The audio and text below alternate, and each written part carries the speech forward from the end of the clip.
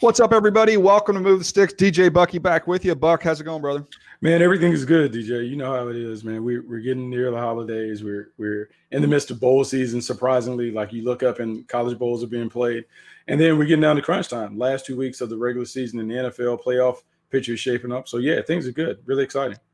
Yeah, speaking of exciting, we've got a great guest coming up a little bit later on the episode today. I think you guys are going to dig it. It's one of the rising young stars in the coaching profession, and that's Jamey Chadwell, the head coach at Coastal Carolina. This is a team that's just been phenomenal this year, running their record to 11-0, 8-0 in the Sun Belt Conference. They won that, including a win over App State. I'll say that quietly.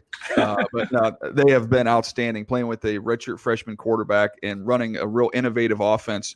So we were looking forward to this. We've been trying to get this conversation for a while. I think you guys are going to dig that. So we'll have that conversation a little bit later on in the episode. But before we get there, Buck, we do have a big slate of games, of NFL games this week I want to touch on. Let me give you the schedule for some of these here. On Friday, Christmas, we'll be doing our thing with Amazon. You can find that. You can find it on Twitch as well, which is twitch.tv/movethesticks. That is Vikings Saints. That's 3:30. That's a 3:30 Central Time, I believe. Kick there, Vikings Saints. We've got Saturday, the day after Christmas. We've got Bucks Lions. That's on NFL Network.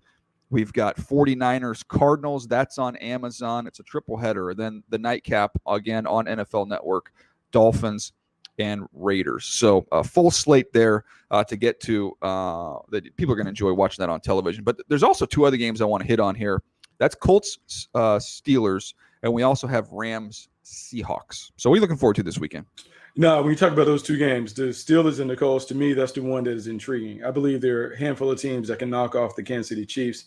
The Indianapolis Colts are one of those teams, and I want to see how the Indianapolis Colts handle the Pittsburgh Steelers. The Pittsburgh Steelers are in a free-for-all. They lost to the Cincinnati Bengals on Monday night. They have an inability to run the football. Ben Roethlisberger doesn't look right when it comes to being able to push the ball down the field. And I just believe this team has lost a little bit of its stinger when it comes to the physicality. Meanwhile, on the opposite side of the field, the Indianapolis Colts are not what you think about the Indianapolis Colts. This is a tough, physical football team. They have really leaned into the running game. And Phillip Rivers is a wild card who can get hot at any moment. And so if they get it rolling, this is a team that I absolutely believe can contend and make a push to the Super Bowl. And I want to see how they handle the Pittsburgh Steelers to kind of validate and confirm that thought. Yeah, they're gonna handle the Steelers. Steelers can't throw the ball. I mean, I tweeted out the other day, it's a par 3 offense. Like the drive is in the bag. Like it's all it is. It's just a chip and putt. It's chip and putt. That's all they can do. They can. And so when you think about the Indianapolis Colts and how they play defense, this is a team that likes to play zone. They'll mix it up and play a little man, but they want to put their eyes on the quarterback and they want to rally and tackle. And we saw the physicality that the Cincinnati Bengals were able to bring by playing with their eyes on the quarterback and seeing all those crossing routes and knocking them off. You can see plenty more of those shots. And, you know, this team is built. I mean, the Indianapolis Colts are built the right way, DJ. We've talked about it.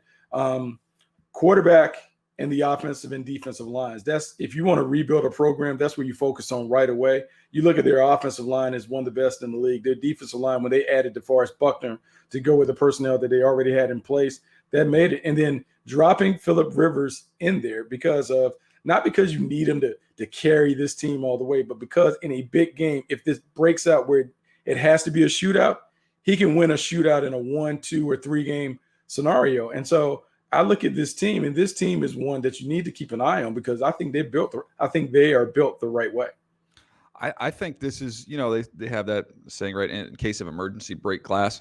It's emergency time for the Pittsburgh Steelers. And to me, when I look at Ben does not look healthy. He cannot push the ball down the field. He did not look good at all. Hasn't looked good at all for a while now. And so when I say in case of emergency, break glass, man, I am a scramble drill right now if I'm on that offensive coaching staff, and we are going to mix in. I don't know if it's Chase Claypool playing some wildcat, if it's mixing in a couple trick plays, but you better come up with something because your regular dink and dunk par 3 offense ain't going to get it. No, it's not going to get it. And it's so horizontal. There's so many crossing routes and all that. And it worked at the first part of the year. And Ben wants to get rid of the ball. But as we're seeing with most of these older quarterbacks, as you get older, you don't want to get hit. So you get the ball out of your hands quickly, but that limits your ability to stretch the field. And as you put this on tape week after week after week, defenses are beginning to condense the field, and they're challenging the Pittsburgh Steelers. And then from a personnel standpoint, I don't know who scares you really in their wide receiver core. Like Chase Claypool hit the ground running, but people kind of got on there like, okay, they can't throw it more than 30 yards down the field. He's 10 yards in the clear, but Ben doesn't even look at him. Yeah, and so I just don't know. Like this team is. I mean, they're struggling. And DJ, if they lose to the Colts, that means if the Browns win, the Browns are right there. The Browns can backdoor the division. Yeah. How about that? Before we get to Rams Seahawks, can we put Nabil? Can Nabil jump in here on the little 3 screen because I want to see his face as we do a little detective work here. Okay, Nabil, here I know you're back. You're back home. You're at your folks' house, right? Mm-hmm. Yeah. But when you print out the times for games, when you print them out from your home, which is in Central Standard Time, which nobody on planet Earth goes by Central Standard Time. Nobody, 0. So it's a Midwest bias. We've known about your Packer bias for a long time. But just so you know, in terms of time zones, the least important and the most confusing is Central Standard Time. I agree with you, and I noticed that too. I should have mentioned that to you before we recorded. Now you know what? It's the Christmas season, and when we're here to forgive. But I'm just saying you might have a little coal in your stocking for Central Standard Time. That's all. That's all I'm saying. Well, you know what? When the Packers go to the Super Bowl, it'll make up for that. Oh, there you go. Well, the NFC, looking the way it looks, you might be. Okay, on a scale of 1 to 10, what's your confidence in them going to the Super Bowl? Like seriously, I know you're a fan. Like on a scale of 1 to 10. Well, like an 8 if it goes through Green Bay. I think it's gonna be a tough road. You know. You think home field matters that much? It'll be cold. All the West Coast teams coming in. You know, I'm expecting an NFC West team to come in. So, or okay, New Orleans. Who's the one team that you don't want to face? Probably the Tampa Bay Bucks. Wow. I hope they get eliminated. Why are you afraid of the Bucks? Because they beat you before. Yeah, this is matched up well against us. So I don't think they'll be even there though. So they'll lose the first round. You're hoping for that. Okay. Yeah. All right. No, we'll see. To me, I think I'd be a little bit more nervous if I were you guys. Probably about Seattle would be somebody that's battle tested coming in there. Russell 1-game scenario. Yeah. I think they're a little overrated, to be honest. In their defense. I actually been watching them all year. I don't think they're that good. So I'm not really worried about them. Last question for you, Bill. If they play in Lambeau, what time zone would that be? Would that be in? It'll be in Central Time. So okay, that's good. Okay, good. Just making sure. probably a noon kickoff. All right, there you go. All right, get out of here, Nabil. We got to finish up. All right, Rams Seahawks, Buck. So here's according to Nabil, the overrated Seahawks. Yeah, the overrated Seahawks. I mean, but this is funny, man, because the Rams typically play the Seahawks really, really well. They have a formula and a recipe that really works for them and against their defense. And I think these two teams are kind of the same in terms of I don't know what I'm going to get. I think the thing that gives you confidence in the Seahawks is Russell Wilson. But DJ, here's a funny thing. I had to do something or whatever. The Seahawks are actually better when they use less of Russell Wilson, not more. Because when you look at their record, they're 0-4 when Russell has 2 or more turnovers, which is pretty common. Turnovers the big thing. They're 10-0 when he has 1 or fewer.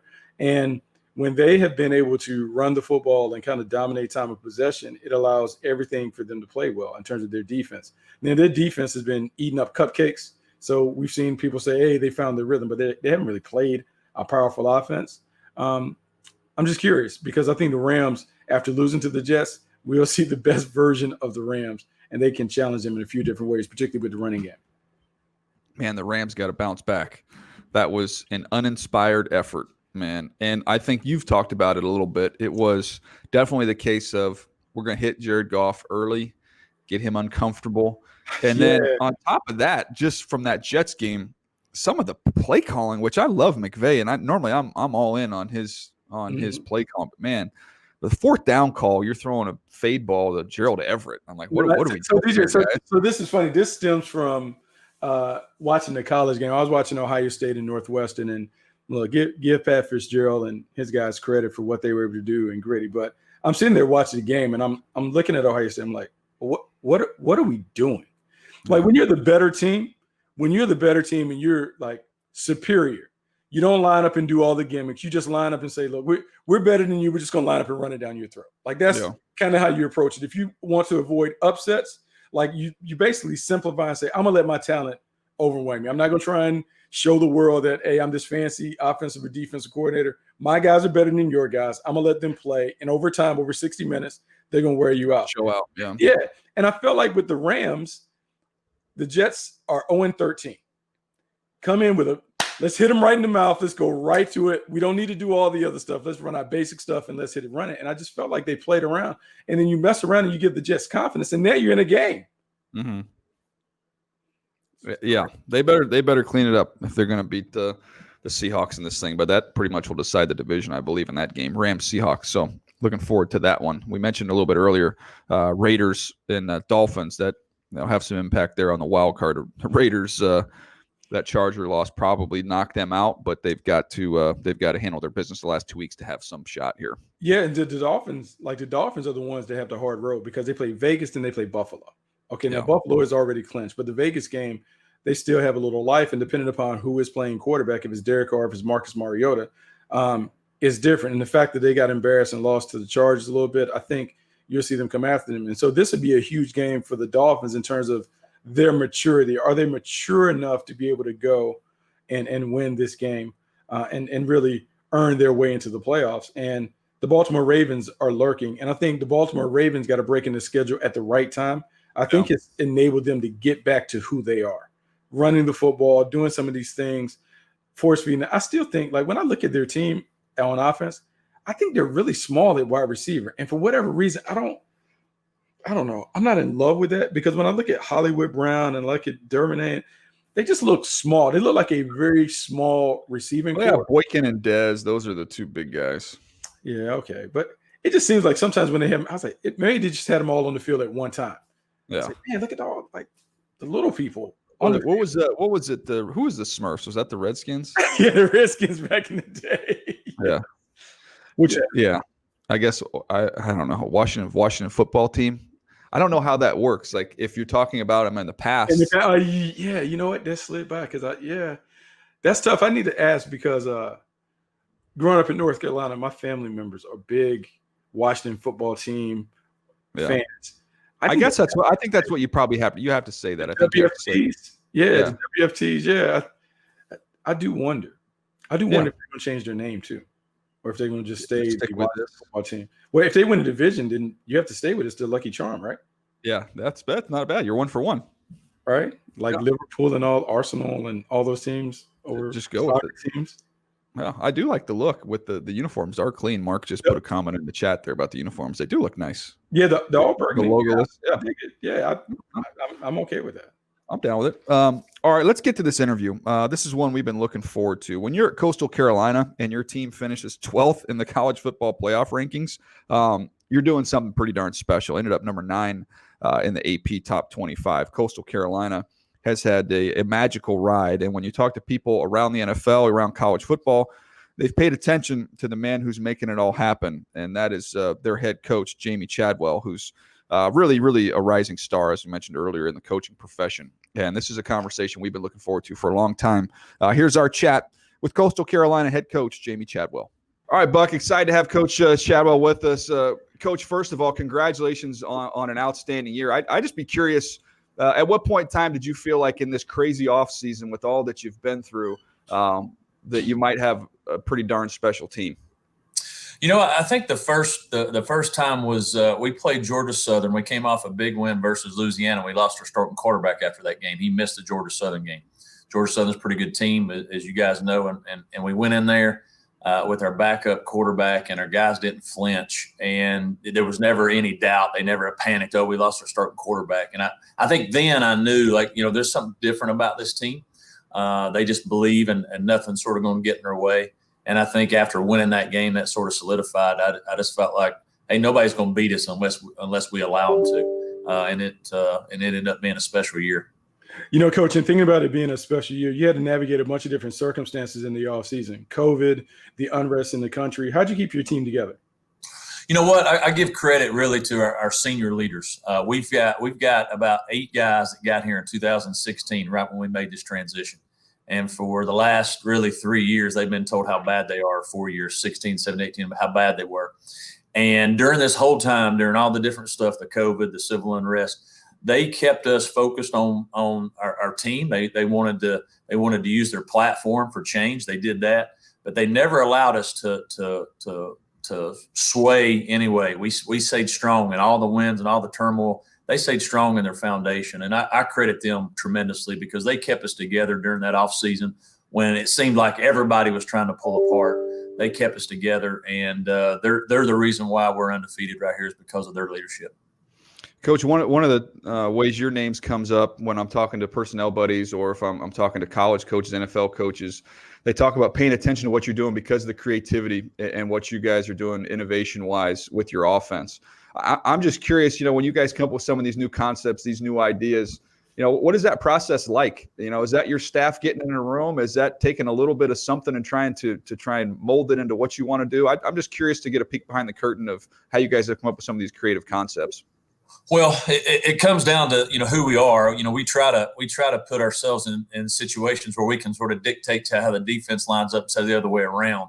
Now, a lot of people try to do that with tempo. We try to do it by formations in our run game being triple, and then you try to put your best players in positions to try to get them the football in unique ways. And for us, sometimes it's, hey, we don't know if we can block this guy, so we better read him. Hey, sometimes we don't know if we can, do this or that or hold up. And so a lot of it's born out of who you have and your talent and trying to obviously make the most of it, but also limit your weaknesses. And so a lot of us trying to be creative is, all right, how can we limit the weaknesses we have and really showcase what the strengths are? And it comes back to those things. And each week we get in there, we have our base plays. And then we want to get this guy the ball. What are we going to do that's a little bit different than we have done to put him in a situation? And we try to do that and have about 4 or 5 different ways each week. And you build off of it. And part of what makes us, I think, is tough to defend is because we do run some triple. How do you and RPOs and all these different things? How do people defend you? Do they defend you as an RPO team? Defend you as a triple team? And then once we see how they're trying to play us, then we try to attack that. The perfect example is BYU. BYU defended us an RPO team. They didn't want us to RPO at all, and we ended up rushing for 280 yards on them. Where I think anybody in the country thought there's no way we're going to rush on them. How big they were, and that was just sort of how it played out. Coach, it's funny because you mentioned the triple. When I look at football on Sundays in the NFL game, I'm seeing more quarterbacks use some of the option stuff. Lamar Jackson, I've seen Baltimore. Pat Mahomes is young little speed option in Kansas City. Did you get a kick out of having a mobile quarterback? And do you think the game has evolved that it's almost impossible to play the game without someone who's athletic at the position? It's close. I mean, you've got to if you're a pocket guy, you better have an unbelievable mind and a sharp mind and be able to at least maneuver the pocket because the defenses are so good. They show you so many different looks. The only way you can try to gain an advantage is with a mobile quarterback. And I mean, let's be honest. All the players that are athletic, they don't want to be an O-lineman. They want to play a D-line. They want to rush the quarterback. They want to get better. And so, that it's a challenge to try to get 5 guys up there to play as one. And when you have a mobile quarterback that can do some different things, it changes the whole dynamic. I mean, as soon as Lamar got to Baltimore, I mean, they started becoming where they got a chance to win the Super Bowl every year. And that's because of who he is and the way he plays and the dynamic that he brings. And I think if you're not a dual threat guy, you better be really, really good in the pocket. And there's some guys that are. There's some guys that are great at that. We just don't have any of those, so we have to do it another way. Coach, we've seen the NFL level, a lot of these rookie quarterbacks. I do these Charger games and see Justin Herbert and the success he's had right out of the gate. We see Joe Burrow was playing really well. The last few years, Lamar, we've seen all these young guys step on the field right away and have success. You've had a freshman quarterback that's lit up college football this year. What would you say if you're going to say the 2 or 3 keys to getting a young player at that position to make him comfortable so that he can thrive? I think 2 things. One, I think you have to do what he can do. So much, when you're an offensive guy, we have our offensive system and this is our package and we're going to run it. And I think that's when you make a mistake with young guys is you try to do too much with them. And with him, we know he's good at certain things. And each week, that's what we try to do. We try not to ask him to do something he can't do. And we'll ask him, hey, do you like this play? Not really. It's out. I want him to feel comfortable with what he's doing. It might be a great play we need to run, but if he's not comfortable with it, that's one. And then 2, the thing I think that's most important is with a young person, you gotta instill in them. They don't have to make every play. They want to, especially they want to try to prove themselves and to get him to understand, hey, it's okay to punt. It's okay to throw it away here and live another down. And we've tried to really work hard on those things where that way he doesn't put himself in a position where he can make a mistake. And you look at him this year, he had 2 interceptions as a freshman, redshirt freshman quarterback this year, 23 touchdowns. And so he did those things extremely well. And then, also he's just got some intangible things. And I wish I could tell you we could coach, but he's just got some intangible things that make him special. Coach, I want to tap into your quarterback mind and also your scouting expertise. So you guys played BYU a couple of weeks ago, and you had a chance to see Zach Wilson up close. What did you think about Wilson heading into the game? What did you like about him? What were some of the things that concerned you? Well, he's a special player. I think I didn't realize. I knew he was good. I did not realize how athletic he was until you saw him up close and personal. Like, he can throw the football. He made one throw in our game that, you'd have had to get a bazooka for everybody else to throw one, and he threw it out there. But his athleticism was really good. So you were worried. What we were worried about was he was just going to be able to sit back there and just pick us apart. They play action and some of those things. But he got out. He created plays with his athleticism that maybe he didn't have to do in other games because they were winning as much. But he made some plays there. He's a special guy, and I think he showed some toughness in that game. Obviously, they were down, and he put himself in position to win. So if I was at the next level there, and I'm obviously looking for a quarterback, me up close and personal, when I know anything, no NFL coach is going to ask me. But I thought he is the real deal, and I think he's got a chance to be a really good quarterback in that league for a while. Coach, it was fun to watch him and to watch you guys in that game. It was a physical game. I love the way you guys played and finished that one off. We talked a little bit earlier about the challenge of trying to be able to protect the young quarterback. You guys have done something that's fascinating when you look at the height of your linemen, most notably your center. I think has created a little bit of a national buzz there when you're playing with a 5'9" center. But we talked about earlier this year, the New England Patriots playing with a 6'3" right tackle this year. They're across the board. I don't think they have anybody 6'4" on their offensive line. Now, Bill Belichick always known to be a little bit ahead of the curve. Are we going to see something, you think, there where you can play with some of these undersized linemen? What is it that you can still be successful? Because we've always been obsessed with size and length up front. Well, I can tell you this: I got every email across the country from 5'9" and below. They all love Coastal Carolina right now. Every last one of it. Part of it's is because when you go out and try, everybody's trying to get the 6'4" guy and above, everybody. And I'm realistic, at our level, especially when we're building a program. If I'm getting a 6'4" guy that looks like the cookie cutter, something's probably wrong with it.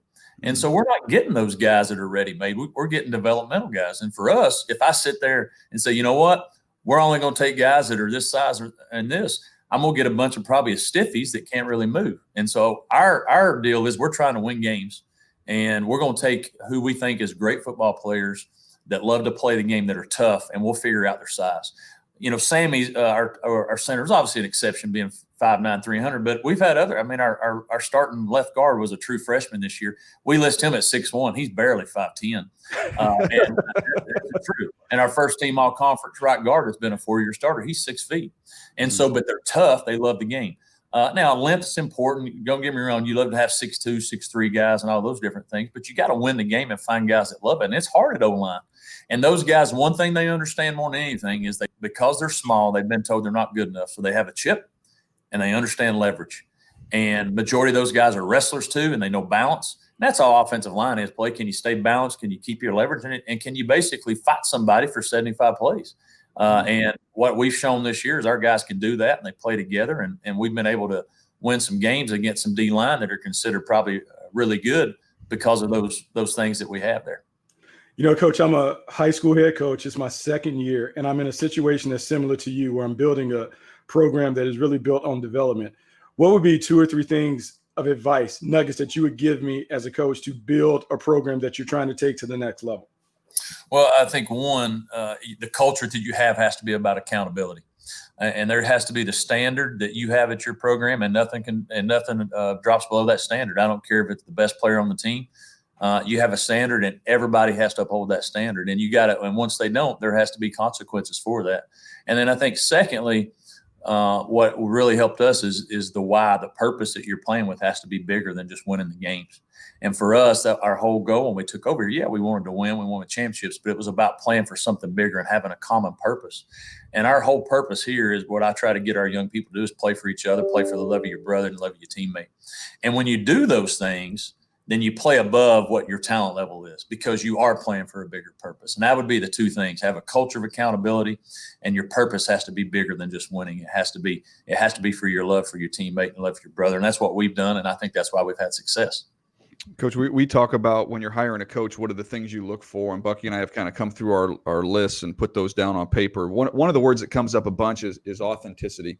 What does that word mean to you? And from a coaching standpoint, how important do you think that is? Well, I think that's for me, that's genuineness. Are they a genuine person? Authenticity, I can't even pronounce it. And to me, I think that's spot on. I think in today's day and age, anybody can learn the X's and O's and what it takes to teach a certain route technique or a certain DB technique and all those things. But do you have the capability to relate to a young person and empathize with what they're going through on a day-to-day basis and get them to play at a high level? And if you're not a genuine person, if you truly don't care for others and want them to succeed through the sport of football, I think the game will show you up. And eventually it'll catch up to you because you don't have those things. And that's what I look for more than anything. I want good quality people that love young people. We'll figure out the X's and O's. And the scheme's important, don't get me wrong, but relationships are so big. I mean, 62% of my team comes from a single parent, 62%. Wow. And so if I don't have a fatherly figure that's one of their coaches that understands really what the big picture is about, if all I get is a guy that cares about football and his next job, then we're not going to be successful here. And so that's the most important thing that I look for is the type of people, and then we'll figure out the X's and O's from there. Coach, in listening to you, everything is about development. And one thing that we're also seeing in the National Football League, the teams that have the coaches who are the best teachers succeed. Why is being a great teacher such an important school to being a great coach? Well, because you're teaching the game, and more important than that, you're teaching the characteristics that help you be successful. And so if you can model what those examples are, and then those young people in your program see that consistently, then they start understanding the importance of it. And then once they understand that importance of it, that trust, then they start really getting into wanting to know everything about what you're teaching. And if you are a quality teacher, and again, that can be on the board, but really it's more so how you relate, how you interact, and how you can empathize with the situation the young people is going in. And that's all about teaching. I come actually from a teaching background. My mom, dad, grandmother were all teachers in different ways. And I think that's what makes the best coaches, because you're teaching the sport of football. You're teaching all the different, third downs, all those different things, the importance of that, but really you're teaching life lessons. And if that's important to you, and I think your team will be successful because of that. Coach, you've been very generous with your time, man. We appreciate it tremendously. Last question from me, and we'll let you run. Myrtle Beach, Bucky went to North Carolina. I went to App State. So I think we've all migrated down to Myrtle Beach at some point in time. I want to know how good of a mini golfer are you, Coach? I think you have 9,000 courses down there. Well, I can tell you this. My kids can't hold my jock. I can tell you that. I'm undefeated in my household, and until they get older, they got no shot. But if you guys want to come down and visit, we got some NFL prospects. We got some coming. We got some here. We got some coming. Come on down. We'll go get some mini golf. We'll get some all-you-can-eat crab legs, and then we'll go hang out at the pier. I'm in, Coach, and I've taken a look at number 9. I've taken a look at the D tackle. We're going to see him at the Senior Bowl. He's a good player, and I'll tell you what, 94 jumps off the tape. Absolutely, watch him. He's a good one, man. He is a good one, and I think we got a tight end too that's got a chance after this coming year, and then I think our quarterback will get there as well. Yeah, you've got a great thing going on down there. I'm not happy with you for taking off and whooping on my Mountaineers this year, but I'm willing to forgive you. As a fellow, well, trust me, I'm hearing it on Twitter every day, so trust me. I'm not their number one fan. So hey, that's all right. We're in the Southern Conference quarterback fraternity, so we're connected here, and it's been fun to follow your journey, man. You are you're a rising star in this profession, and it's been fun to get a little peek behind the curtain of how you've built that thing down there at Coastal. So thank you so much for your time. We appreciate it. Hey, I appreciate y'all. God bless you. Thank you.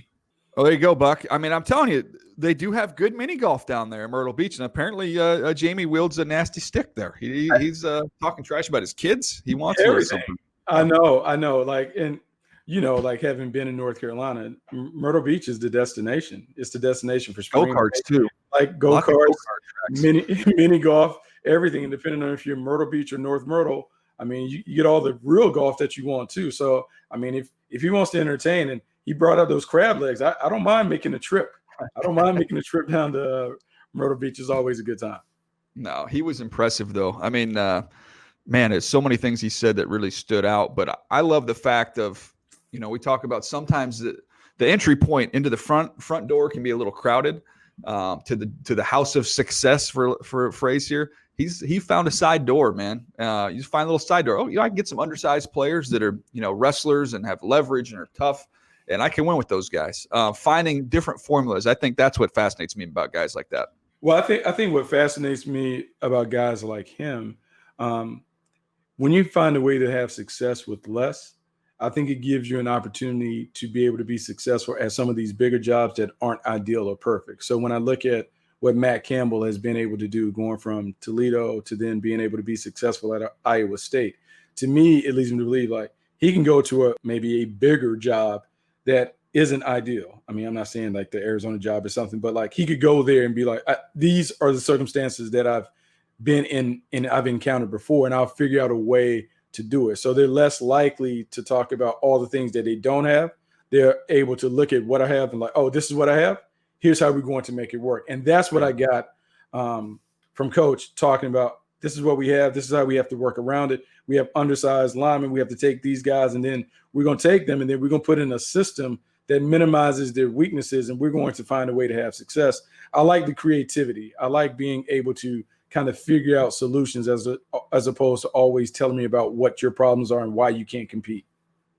So hear me out on this. When we're talking about hiring coaches, you usually have a couple options, right? You can get guys that have been successful coordinators at bigger programs or in the NFL at NFL teams, or you can get guys who have been head coaches at lower levels and have been able to develop their program and move up the ranks. So in terms of guys, think about, Nick Saban was at Toledo or wherever he was, and then he went to Michigan State. Yes. And so he had a chance to kind of test out his program at lower levels as the head coach and kind of march his way up. You think about who were some of the other guys we were just talking about? Brian Kelly being at Grand Valley, be able to work his thing, climb all the way up. That's why, to me, it's fascinating. Matt Campbell's another one. He was at Toledo, right? So then he had a chance to go from there to Iowa State. Not an easy place to win. He's been able to test these theories out as head coaches. And this is another one here with Jamey Chadwell, who's been able to do it at this level. Man, I go back to Jim Tressel, right? Jim Tressel won big at Youngstown State. Then he took that same formula from 1-double at Youngstown and applied it at Ohio State, and bam, off they go. I know we have guys that have been coordinators. You think about Lincoln Riley. You think about Dabo as a position coach. He hadn't really been a head coach. I've seen it both ways, but man, for me, I'd just prefer a guy that's been the head coach and built his program. Yeah, but I think experience matters, because I think what happens is when you get a guy who's already been a head coach, you miss out on some of that transition part in terms of the orientation and those things. Now, I will say this, because I believe it's important that the guy can change his eye in terms of the talent that he looks for when he moves up a level. Because sometimes we've seen guys who move up, but their eye stays the same, where they're always looking for the underachievers, as opposed to, no, now I'm at a bigger program. I need to kind of up the ante when it comes to recruiting. But yes, I do believe that experience serves you well. And I'll go back to this. Urban Meyer too. Yeah, like Urban made his way. Bowling Green, Utah, Florida, Ohio State, proven thing. I will say this from a personal standpoint with Coach Brown. Coach Brown went from Mac Brown. Coach Brown went from App, Tulane, made his way to North Carolina, then Texas, then back to North Carolina. And I think what you get is when you get a guy who has done it and done it successfully, the formula and the recipe is tried and true. You know exactly what you need to do. And there's a level of confidence that comes with that is able to be easily conveyed to the players and everyone involved. And so you say this, and I think in the pros, everyone is going to trot out these candidates and say, hey, this coordinator is ready, and this coordinator is ready, and this hot guy is ready. I don't think all of these jobs are ready for a guy that is trying to figure it out. Yeah. Some of these jobs need to have a guy who can go ahead and get it done right away. I do want to ask you this, because I'm fascinated, because I get this sometimes on my radio show on Saturdays. People talk about the general manager, and I've had this debate. Do you believe that for some of these jobs, it would be better to have a guy who is already experienced the general manager seat? He's already done it. Or do you think that some of the new guys, like our generation, guys that we know that are ready for the job, can jump into these big jobs and handle some of the responsibilities? So I look at it this way, because you think about it individually, right? What would you do if you were in this situation?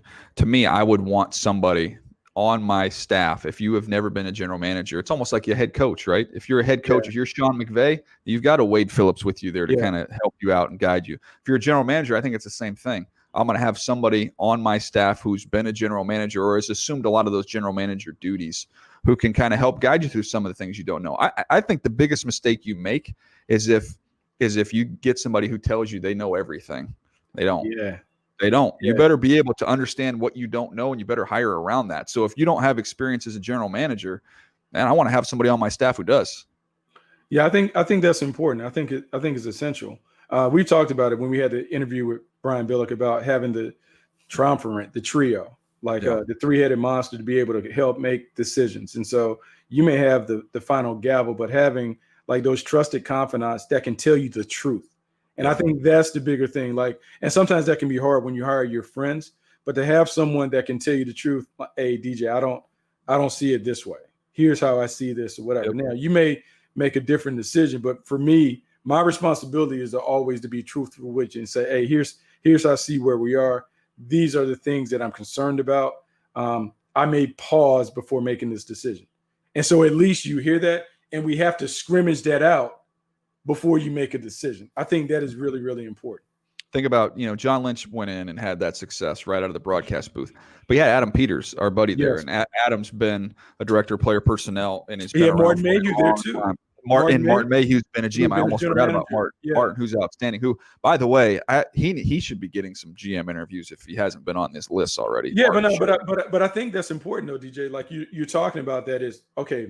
I know that I don't know everything, so let me surround myself with good people. And we've heard leadership people talk. Are you humble enough to know where you are? Do you have enough self-awareness to know I may not be the best in this aspect, but I'm really good in these things. So I need to make sure that I hire good people that can help me handle these parts of the job that I'm not really, really good at or I'm not prepared for. I think it's important. I think it's important to do that. And I think you have to have enough awareness and do some inventory and continue to stretch yourself to know exactly who you are and how you can get this job done. Yeah, I mean, to me, hungry, humble, and smart, right? That's the things we've always talked about. You want guys that are hungry, humble, smart. You think about that from a player standpoint, from a coach standpoint, from a personnel standpoint. Hungry, meaning they're going to put in the work. Humble, to realize they don't know everything. And smart, because they can actually take in information and make good decisions. So when we talked about the skill sets we were looking for in head coaches, and we kind of listed all that stuff out, for general managers, I think, to me, I look at really three things.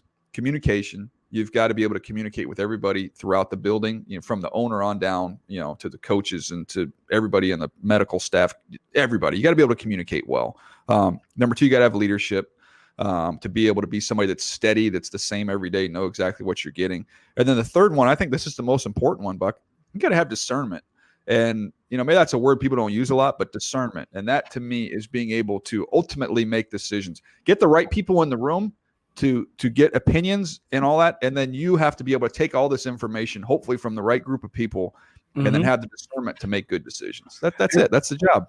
And see, and this is why I'm going to say the general manager is not about being the best evaluator.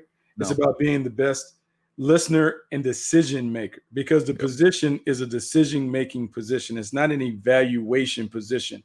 It's not about my ability to be able to necessarily see all these individual players and tell you this guy's gonna be a star or whatever. It's being able to take all the information that I get and, as you say, discernment, make the right decision for the best interest of the franchise. And that comes with everything. And I think it's really, really important. And I think it's the same thing when it comes to the head coaching job. We can talk about hot offensive coordinator and the plays and what they've done with an offense, but being a head coach is little to do with that part of it and more to do with like the macro part of the job, the vision of the team, the culture of the team, how I believe we need to build this team and play to give ourselves the best chance to win the division and more. And the best coaches that we've seen of late have been able to do that. Yeah. Well, I mean, it's a fascinating conversation. It's one that's ongoing. one that we both enjoy. But it was a great interview there with Coach Chadwell. Appreciate his time. Thank him for joining us. That's all we've got for today. Hope you guys have enjoyed the episode, dug into some of these NFL games, had a chance to talk with one of the hot young coaches in the sport of football. A lot of fun. Anything else you want to add, Buck, as we wish everybody a Merry Christmas here, knocking on the door? No, happy holidays for everybody. I hope everyone gets exactly what they want in the tree. And we look forward to not only the close of 2020, closing with a bang, but also a prosperous 2021 on the horizon. Yeah, thank you guys all for hanging with us through a very crazy year here in 2020. We do appreciate you. Look forward to catching up with you on the flip side here. We'll catch you next week right here on Move the Sticks.